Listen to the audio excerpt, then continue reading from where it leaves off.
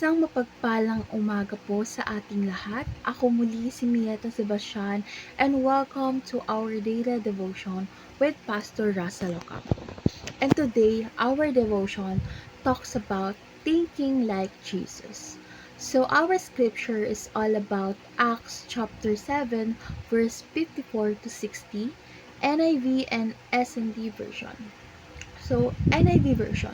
When the members of Sanhedrin heard this, they were furious and gnashed their teeth at him. But Stephen, full of the Holy Spirit, looked up to heaven and saw the glory of God, and Jesus standing at the right hand of God. Look, he said, I see heaven open and the Son of Man standing at the right hand of God. At this, they covered their ears and yelling at the top of their voices, they all rushed at him, dragged him out of the city, and began to stone him. Meanwhile, the witnesses laid their coats at the feet of a young man named Saul. While they were stoning him, Stephen prayed, Lord Jesus, receive my spirit. Then he fell on his knee and cried out, Lord, do not hold this sin against them. When he had said this, he fell asleep. So, ASND version.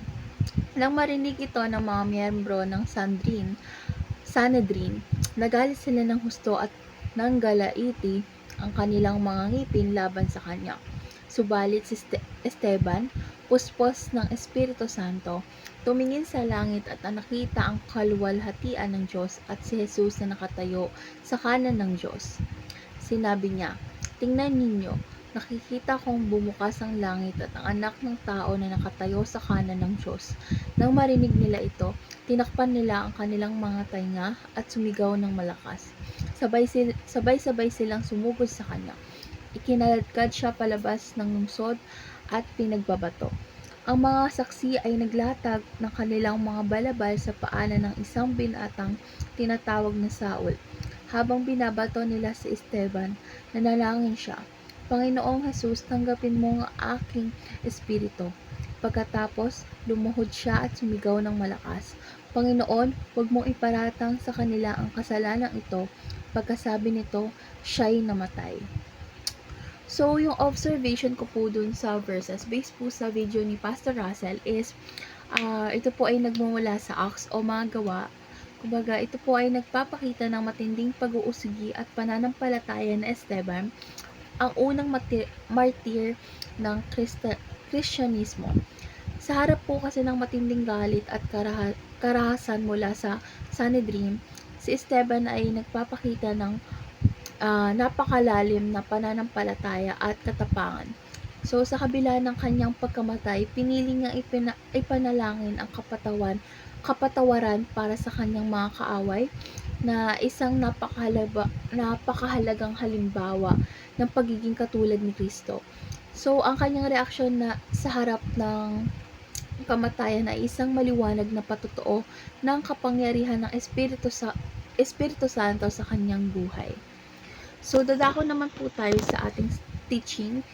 So, our first teaching is following Jesus is the most radical thing you can do. So, yung pagiging isang disipulo ni Kristo or ni Christ ay nangangahulugang pagyakap sa isang buhay ng puno ng pag-ibig, kapatawaran at sakripisyo. So, yung pagsunod kasi kay Jesus is hindi lamang tungkol sa pagsunod sa mga utos, kundi pati na rin sa pagkakaroon ng puso at isipan na katulad sa Kanya. Ito ay isang radikal na pagbabago ng buhay na nakikita sa bawat aksyon at desisyon na ginagawa natin. So, pangalawa is, the highest form of forgiveness is Christ-likeness. So, yung pagpapatawad kasi na ipinakita na Esteban is sa mga kanyang tagapag-usig ay isang malinaw na halimbawa sa pagiging katulad ni Kristo or ni Christ. So, yung gantong uri po kasi ng kapatawaran ay hindi natural sa tao. Kumbaga ito ay nagmumula lamang sa kapangyarihan ng Espiritu Santo or ng Holy Spirit at ang pagiging handang magpatawad kahit sa mga pinakamabigat na kasalanan laban sa atin ay isang tunay or isang takda ng tunay na pagkakakilanlan kay Kristo or kay Christ. So, last teaching is Christ-like responses engraves the gospel in the hearts of believers. So, yung mga tugon na katulad ni Kristo ay nag-iiwan pala ng malalim na markas sa mga puso ng mga mananampalataya. So, yung mga aksyon at panalangin ni Esteban is isang halimbawa sa harap ng kamatayan ay nagbigay ng matinding inspirasyon at patotoo sa mga nakasaksi. So, yung pagiging handa na sundin si Kristo or si Christ kahit sa harap ng kamatayan ay naglalagay ng ah ah, figures or ng isang ebanghelyo sa puso ng mga nakasaksi. So, yung nagpapalakas ng kanilang pananampalataya at nagdudulot ng pagbabago sa kanilang buhay. So, dadako naman po tayo sa ating application. So, yung first application po natin is pray for salvation of our enemies. So, si Esteban, isa siyang halimbawa kasi sa kabila ng matinding galit at kaharasan laban sa kanya is pinili niya ipanalangin ang kapatawaran para sa kanyang mga tagapag-usig. Kasi sa ating buhay, tayo ay tinawag na ipanalangin ang kaligtasan ng ating mga kaaway at sa mga taong nagkasala sa atin. So, sa ganitong paraan kasi ng panalangin is napapakita natin ang tunay na puso ni Kristo sa atin. Kumbaga, nagre-reflect sa atin yung kung ano or paano gumalaw, paano magdesisyon si Christ. So, next is response to evil the way Jesus would. So, 'di ba sa harap sa mga puot at galit ni Esteban, si Esteban is tumugon ng may pag-ibig at kapatawaran. Katulad ni Christ, kasi si Christ punong-puno siya ng kasiyahan, ng pag-ibig, pagmamahal, at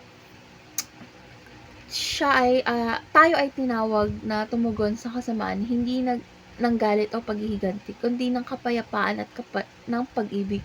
So, yung mga tugon natin sa harap ng pagsubok is dapat magpakita ng liwanag ni Kristo sa ating buhay.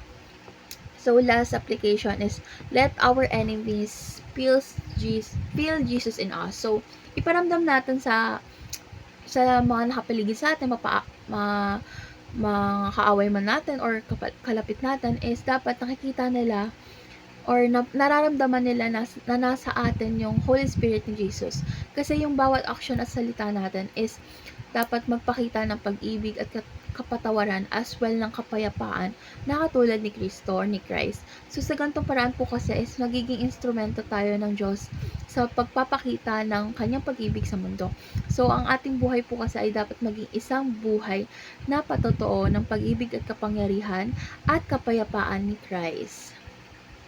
So, next naman po is dadako na po tayo sa ating discussion. So, our discussion is how can you reflect Jesus to your enemy? So, paano naman natin mapapakita si Jesus sa ating mga kaaway? So, first po is yung pamamagitan ng pagpapatawad. Unang-una po palagi ang pagpapatawad kasi ito ay isang malakas na patotoo na pagkakaroon ng Espiritu Santo sa ating buhay o sa ating sarili. Kasi kapag pinili po natin yung magpatawad is pinapakita natin ang walang hanggang pag-ibig ni Christ sa atin at sa iba. So, pangalawa naman po is sa pamamagitan ng panalangin. So, ipanalangin natin ang mga nagkasala sa atin at ang kanilang kaligtasan.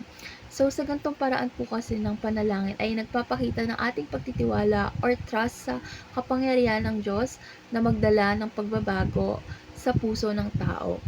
So, pangatlo naman po is yung sa pamamagitan ng ating mga aksyon. So, dapat tumutugon tayo sa kasamaan ng kabutihan at sa galit ng pag-ibig. Ang ating mga aksyon po kasi ay dapat nagpapakita ng pagkakaroon ng puso ni Christ sa atin. So, sa ganitong paraan po kasi is magiging maliwanag or liwanag tayo sa mundo at magdadala ng ehablyo sa mga puso ng mga tao. So, kahit na sila ay may kaaway, ang pagpapakita ng pag-ibig at kapatawaran ni Christ sa harap ng pagsubok ay isang makapangyarihang patotoo ng kanyang kapangyarihan at pag-ibig na kumikilos sa ating buhay.